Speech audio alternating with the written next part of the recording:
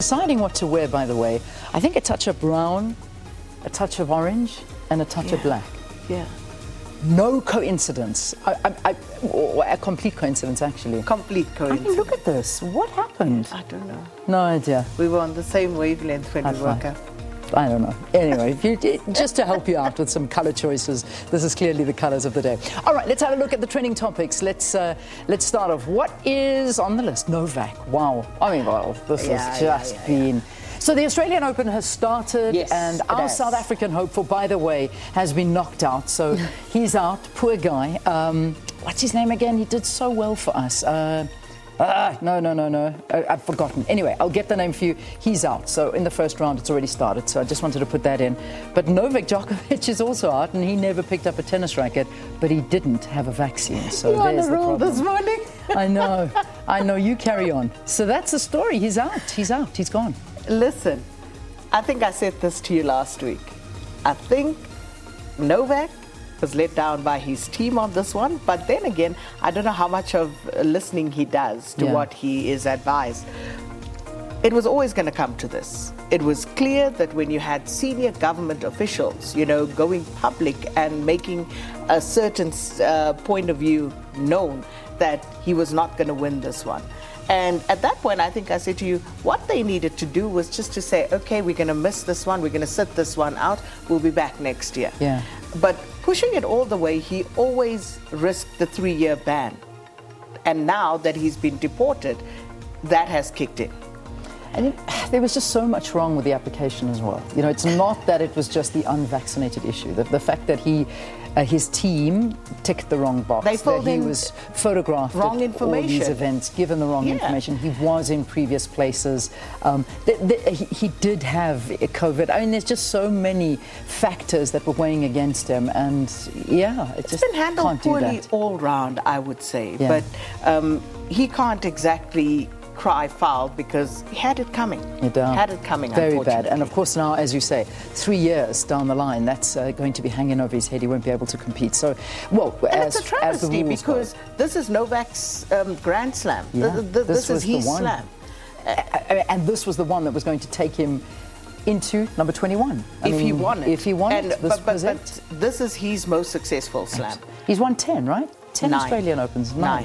He was aiming for his 10th. Yes. Right, it's insane. I mean, it was a lot riding on it, but it's very unfortunate. That's world number one. Is. But now we watch the tennis, so we'll stop watching the whole issue around that, and we get into the tennis. It's already started, and it's Lloyd Harris, by the way. Lloyd Harris. Naomi Osaka also played this morning. I caught a bit of that coming in. All right, so we'll see. Unfortunately, our Lloyd Harris is out, though. Okay, let's have a look at the next trending topic we've got, and that's Gayton.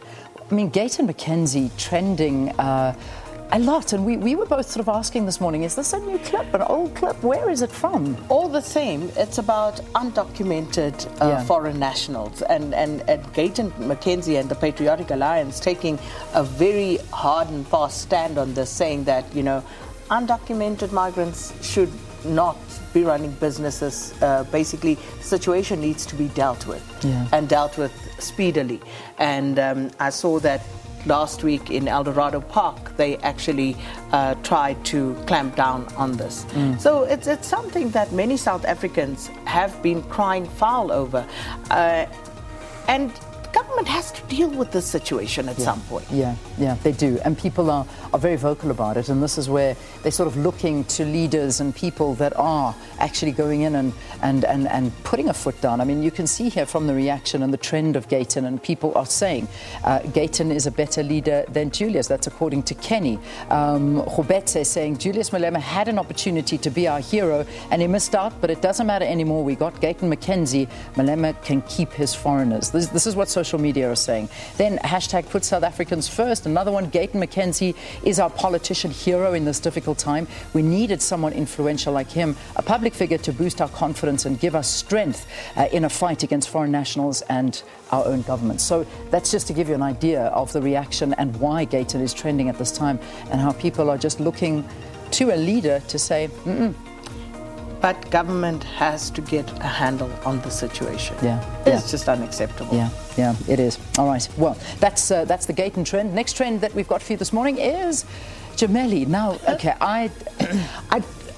I don't know if it's just a simple story, because I know this was just so big and everybody was talking about it this weekend. I don't know if I missed out on something. Gemelli is a restaurant.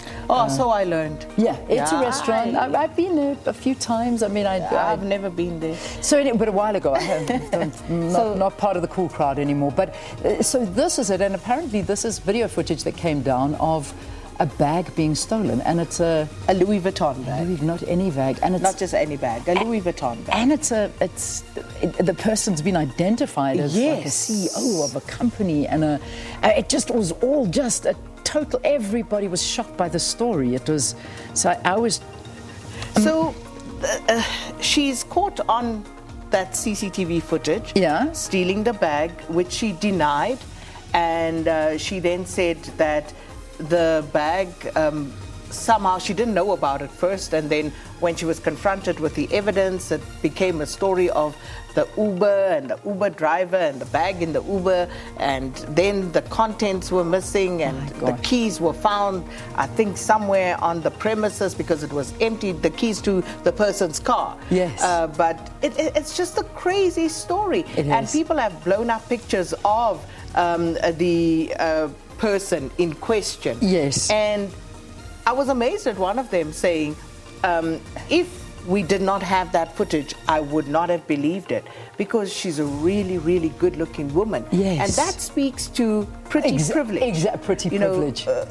Beautiful women have stealing like that. There's a privilege there. Oh, wow. And people were saying, they could not believe it. Oh my gosh. So I don't know if you've seen the picture now of her. I have seen it, and I'm seeing statements coming out all over the place here, and this story was just being spoken about so much that I actually just couldn't follow it. I just knew there was somebody stole a bag, and she was a very pretty woman, and it was a Louis Vuitton bag, and it was at this restaurant, and one of the people, is it the person who stole or the person's bag that was stolen was a CEO, and the other one is also a very wealthy businesswoman. I don't know what's going on. How wealthy can you be if you're going out to steal a Louis Vuitton? I don't know. I don't know. Anyway, that's that trend. Is there one more? I think there's one more. There's one more. Lamola. Okay. Is this the ongoing saga? The ongoing saga. The Lindiwe Sisulu, and he's saying that she never cited a single case or gave a single example. Well, that was in his response, remember, last week to her opinion piece. And then now she has responded to him again. So just keeps on going. Okay, so that's the Lamola trend.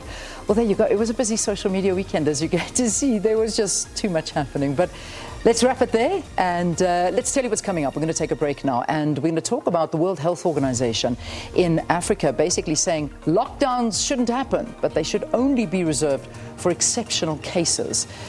What are those exceptional cases? Well, I suppose a severe variant. That's one of them. We'll talk more about this, and we're going to be joined by Alex van den Heerfer. He's a social security and health policy specialist from Wits School of Governance. So we'll talk about that and also just see where we're at with the whole issue of COVID-19. Stay tuned.